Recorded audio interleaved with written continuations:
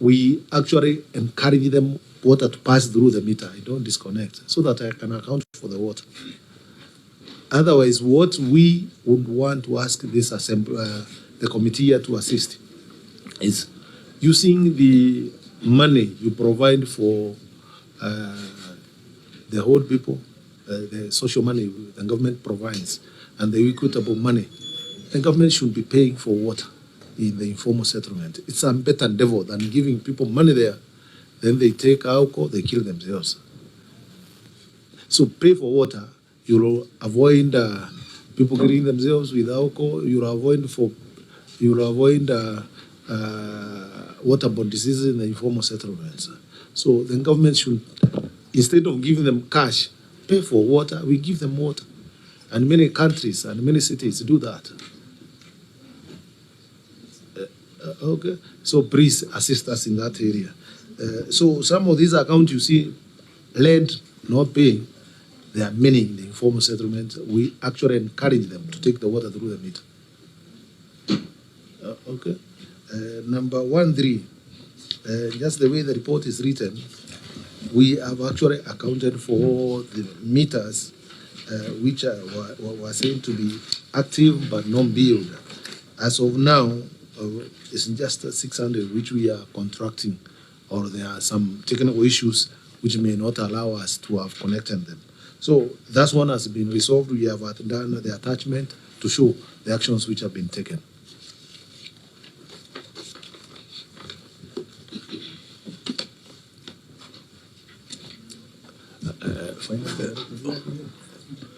Auditor, what is your comment?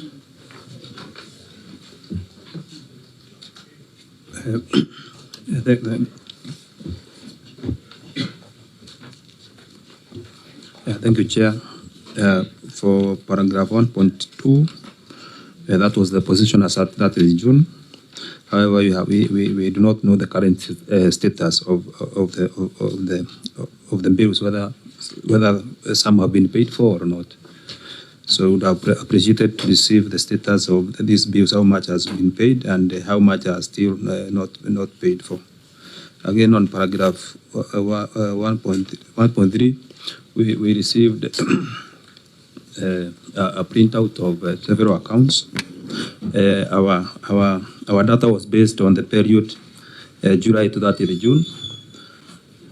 But now we don't know what period this data relates to. So for us to be able to confirm this, and that's why we have said it's partially addressed, we need to access the system and go through it to see whether the data relates to that particular period. And report in the 2024-2025 financial report. Thank you. Just a clarification, auditor. When you, as an auditor, says an account is active, what does that mean? When we say an account is active, we mean that the account has been metered and somebody has been assigned to it for water consumption. So, Chair, when the governor says of the 10,191 accounts queried by the governor, by the Auditor General, 7,000 of those accounts had already been de-enrolled. Governor, how can the auditor see an account being active for a whole 12 months, but according to you that account is de-enrolled, whatever that means? How long does it take for you to, I don't know, to de-enroll an account? Through the chair. In this report, we have indicated very well that in our system, the account is marked D, implying the account is in D, is continued. But, so where is the auditor getting A? Where is he getting active? Now, that's what you should tell us. Because if the account status is D, that's what it means. Possibly, I don't know whether the team did not explain that to you, or... Did you have access to the system? Yes, thank you, Chair. Yes, that time we had access to the system. And if for example, I refer you to the document that is provided here. Yes. you realize that whatever is being called disconnected, we have some, there are some accounts with meter numbers. There are others that do not have meter numbers, yet they relate to periods dating back to 2020, 2021. So we may not, we could not necessarily rely on this particular document that is here. But when the analysis was being done, it was being done through the system, in the whatever data that was in the system. And that's why I was saying, Honorable Chair, that we can only be able to go through the SQL once we access the same system, so that we are able to compare the data, what was there and what is currently there. But that is the outcome that was of the analysis. The outcome of the analysis that was carried out. But does the explanation make sense? Because the system is available for you to access. Honorable Chair, yes, it makes sense, but subject to confirmation in the system. Chair, I'm just wondering, Auditor, the questions the Governor, the FD are asking you, did you have a sitting, an exit report where maybe those issues could have been addressed between you and the water company? Because it seems it's like you never engaged. Thank you, Honorable Chair. Yes, we had a sitting, and after the sitting, a management letter was issued. After the management letter, a second letter was issued. We call it draft audit report, and then the audit report. So if there was anything to clear the issues, then it should have been provided during that meeting, or even during this time. Chair, I think there's a confusion here that will answer Senator Sifuna's question. The document you're referring to right now, was this document given before the raising of the certificate or after?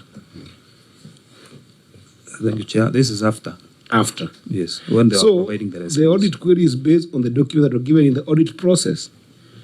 Do we have those documents? And at that time, were these 7,031 accounts reading A or D? That's what the Senator Sifuna is asking. Because these are documents that must then be further examined by the auditor. Because the certificate has been raised, and we have said a number of times that once a certificate has been raised, we cannot undo that certificate. This document will only be important, in my view, in the subsequent year, unless I'm not clear with the audit process. But then it doesn't help with answering this query as is now, unless you're saying that we push this query to the next audit cycle. So my question is, were there documents that were added to you and the system during the audit process? And at that time, were these 7,031 accounts active? That's the question. Thank you, Chair. Yes, whatever is contained in the report is what came out from the analysis that was done on the system. So whatever is being provided here, I think I've even seen the responses. I think is an analysis done in February 2025, way after the conclusion of the audit report. Okay. Chair, well, just one final clarification, because on this 1.2, there are these 23,000 accounts that were billed a total of 344 million, but the payment was not made.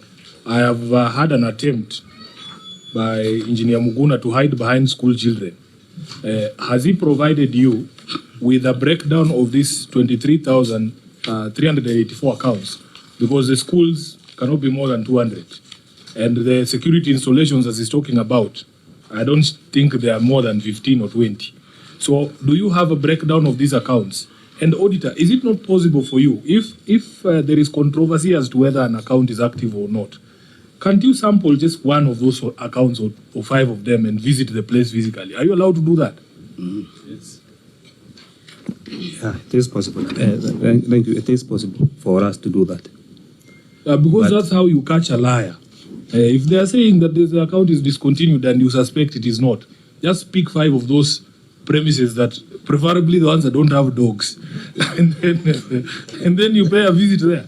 But do you have a breakdown of this 23,384 in query number 1.2?